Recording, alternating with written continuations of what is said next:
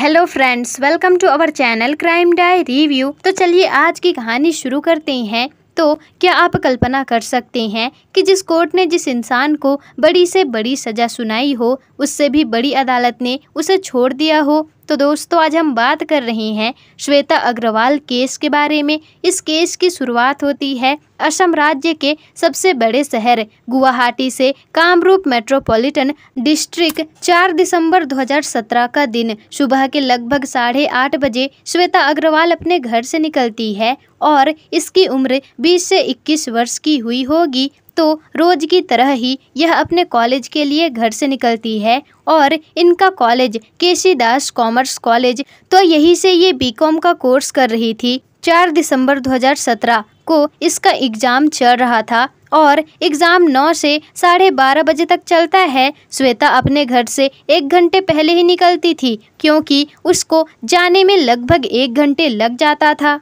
और ये सुबह कॉलेज के लिए निकलती और दोपहर तक घर आ जाती थी। रोज की तरह 4 दिसंबर को वो कॉलेज के लिए निकली और टाइम पर घर नहीं पहुंची। माँ परेशान होने लगी और इसके बारे में उसके पिता को बताती है। फिर श्वेता को कॉल किया जाता है। फ़ोन तो रिंग हो रहा था लेकिन श्वेता उठा नहीं रही थी। पहले तो ऐसा कभी भी नहीं हुआ था, ऐसा होता तो वह बता देती। धीरे धीरे 3:30 बज गया। फिर श्वेता का फ़ोन स्विच ऑफ हो गया और फिर उसके घर वाले और ज़्यादा परेशान होने लग गए। फिर लगभग 5:30 बजे उनके पिता और उनके अंकल को फ़ोन आता है। श्वेता के फ़ोन से कॉल करने वाला कोई अनजान व्यक्ति था और उसने कहा कि श्वेता की मृत्यु हो गई है, इसका शव उस जगह पर पड़ा हुआ है, आप लोग जल्दी से वहां पहुंचे। फिर उसने एक एड्रेस बताया, गुवाहाटी शांतिपुर एरिया। फिर वो लोग बताए गए एड्रेस पर पहुंच जाते हैं। घर वालों की भीड़ भी वहां जमा हो गई थी। पता ही नहीं चल रहा था कि कौन से घर से फोन आया है। श्वेता के परिवार वाले घर के अंदर आते हैं और फिर ये घर था सिंघा परिवार का। ये लोग किराए पर रहते थे और इस समय घर का बेटा 23 साल का था जिसका नाम था गोविंद सिंघा। वहीं पर वह खड़ा हुआ था और माँ और उसकी बहन भी वहीं पर थी। गोविंद ने बताया कि बाथरूम की ओर एक शव पड़ा हुआ है और फिर उसे देखकर उसके घर वाले रोने लगते हैं, चिल्लाने लग जाते हैं और फिर पुलिस को भी बुलाया गया। पुलिस ने लोगों से पूछा कि यहाँ क्या हुआ है। तो गोविंद ने बताया कि श्वेता और मैं यहाँ पढ़ रहे थे और फिर इसने कहा कि मुझे बाथरूम जाना है और फिर इसने अपने आप को केरोसिन से छिड़क कर आग लगा ली। इस समय उसकी माँ और बहन भी घर में ही थी। तो उसने इस बात की पुष्टि की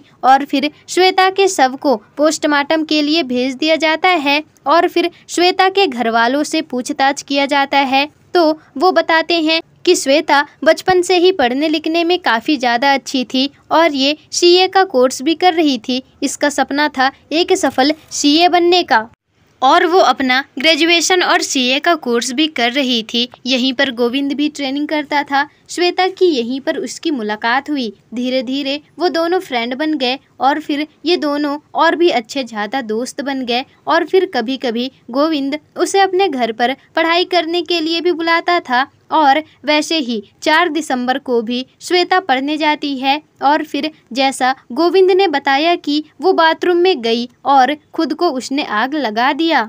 फिर पुलिस हर एक चीज़ की छानबीन करती है जो श्वेता ने 4 दिसंबर को किया था। कुल मिलाकर के 23 लोग सामने आते हैं। सबका कहना था कि लड़की बाइक पर बैठकर गोविंद के घर आई और पड़ोसियों के अनुसार श्वेता के आने के 1-2 घंटों के बाद ही गोविंद के घर से धुआं का बुहार दिखा। तो फिर पुलिस के दिमाग में एक सवाल आता है कि अगर कोई व्यक्ति खुद का जीवन समाप्त करना चाहता हो तो वो अपने घर में करेगा या किसी सुनसान जगह पर जाएगा, किसी और के घर में तो नहीं जाएगा। उसका पूरा परिवार भी वहीं रहता है। श्वेता के माता पिता भी मना कर रहे थे कि श्वेता ऐसा कभी नहीं करेगी। फिर पुलिस श्वेता के जलने के बाद के उसके पर्स को देखती है, वो भी वहीं पर था और उसमें हर चीज को तलाशा जाता है। और फिर पुलिस की नज़र में एक चीज पड़ती है। ये किसी कैफे में मिलने वाला टिश्यू पेपर था। इसमें लिखा था कि अगर तुम रिलेशनशिप तोड़ती हो तो आगे चलकर तुम बहुत ज्यादा पछताओगी। तो इसके ऊपर भी सवाल हुआ कि ये धमकी भरा मैसेज था तो कोई लड़का इसके प्यार में तो नहीं पड़ गया होगा, क्या श्वेता रिलेशनशिप में थी या फिर लड़की नहीं मानी तो लड़का ने इसका ये हाल कर दिया। शक इस बात पर भी हुआ कि इसमें कहीं गोविंद का तो हाथ नहीं, क्योंकि उस टिश्यू पेपर पर लिखा हुआ जो मैसेज था उसका हैंडराइटिंग का भी जांच किया जाता है। शक तो गोविंद पर पहले ही आ गया था और इसकी हैंडराइटिंग का मिलान भी उससे किया जाता है और फिर आगे जांच के दौरान पता लगाया जाता है कि ये गोविंद ने ही लिखा था। और जब गवाह दर्ज हो रहे थे तो एक शख्स भी सामने आया, पंकज। इसका बयान बाकियों के बयान से थोड़ा अलग था। पुलिस को इसने ये बताया कि शाम को इसने गोविंद को कहीं जाते हुए भी देखा था, क्योंकि इसके बाल काटने की दुकान गोविंद के घर के सामने ही थी, तो ये गोविंद को अच्छे से जानता था। 4 दिसंबर को गोविंद अपने बाइक से शाम को घर से निकला और उसने अपने बाइक पर एक बोरी बांधी हुई थी और लाल रंग का पदार्थ उस बोरी से निकल रहा था। तो गोविंद से पंकज ने पूछा कि इस बोरी में क्या है, तो गोविंद कहता है कि कुछ नहीं, बस सामान है जो पापा ने मंगाया है। और फिर वो फैक्ट्री से घर आ रहा था, तब भी उस बोरी को पंकज ने उसके बाइक पर ही देखा था और उसने सोचा कि इसे अभी भी वह बाइक पर ही क्यों बांधा है, जबकि इसकी जरूरत तो उसके पिता को कारखाने में थी। और फिर धीरे धीरे दिन बीत रहे थे, पुलिस की जांच पड़ताल आगे बढ़ रही थी और तभी श्वेता के पोस्टमार्टम की रिपोर्ट भी आ जाती है और इसमें उसके चेहरे पर गहरे चोट के निशान भी पाए गए, साथ ही साथ उसके शरीर में 13 चाकुओं के निशान भी पाए गए थे। उसकी मृत्यु जलने से हुई, मतलब कि ये जलते समय वह जिंदा थी। ये खबर तेजी से फैलने लगी और क्योंकि श्वेता एक बार स्टेट टॉपर भी थी और उसकी खबर पूरे न्यूज में भी आई थी और फिर इसके बाद बहुत से लोगों ने इसे पहचान लिया और फिर कॉलेज के स्टूडेंट्स रोड पर उतर आए और एक मुहिम शुरू कर दिया। श्वेता जिस कॉलेज में पढ़ती थी वहाँ के लोग व उसके दोस्तों से पूछताछ किया जाता है। उनके बातों से पता लगाया जाता है कि गोविंद श्वेता को पसंद करता था, लेकिन श्वेता उसे नॉर्मल दोस्त की तरह ही देखती थी। और ये बात भी सामने आई कि गोविंद ने अपने प्यार को कई बार जाहिर भी किया था, लेकिन श्वेता ने उसे साफ तौर पर ठुकरा दिया। और अब पुलिस का शक गोविंद के प्रति और भी बढ़ जाता है और पुलिस उसे उठा लेती है, उससे पूछताछ किया जाता है और फिर गोविंद पुलिस को ठुकरा देता है, लेकिन पुलिस उसके सामने वो धमकी भरा मैसेज और पंकज का बयान भी सामने रखती है। तो वो फिर अपना गुनाह मान लेता है और बताता है कि ये चीज तब से शुरू हुई थी जब से उसने पहली बार श्वेता को देखा था और धीरे धीरे पढ़ाई के नाम पर उसने श्वेता से दोस्ती करी और धीरे धीरे वह आगे बढ़ने लगा और अपने डाउट्स क्लियर करने के लिए उसे घर बुलाने लगा। और फिर ऐसा ही चलता रहा और बीच बीच में गोविंद ने इसे अपने दिल की बात भी बताई, तो श्वेता ने इसे साफ साफ मना कर दिया और कारण भी बताया है। कहती है कि उसे आगे चल कर के कुछ करना है और कुछ बनना है। ऐसा और भी कई बार गोविंद ने श्वेता को प्रपोज किया, लेकिन श्वेता ने बार बार उसे मना कर दिया। ऐसा ही चलता रहा। गोविंद एक तरफा प्यार में पागल हो गया था और फिर वो दिन आता है 4 दिसंबर को गोविंद फिर से श्वेता को डाउट्स क्लियर करने के लिए बुलाता है और श्वेता मान जाती है। गोविंद उसे अपने घर में लेकर आता है। वो घर सिंघा परिवार का घर किसी वकील का था जिसे गोविंद ने किराए पर ले रखा था और फिर वो लोग लिविंग रूम में बैठकर पढ़ने लग जाते हैं और गोविंद ने इसी दौरान फिर से श्वेता को प्रपोज किया और फिर से श्वेता ने मना कर दिया। और फिर गोविंद कब तक ऐसा ही रिजेक्शन सहता रहेगा और फिर श्वेता भी वहां से गुस्से से निकलने लगती है और तभी फिर गोविंद उसे जोर से धक्का देता है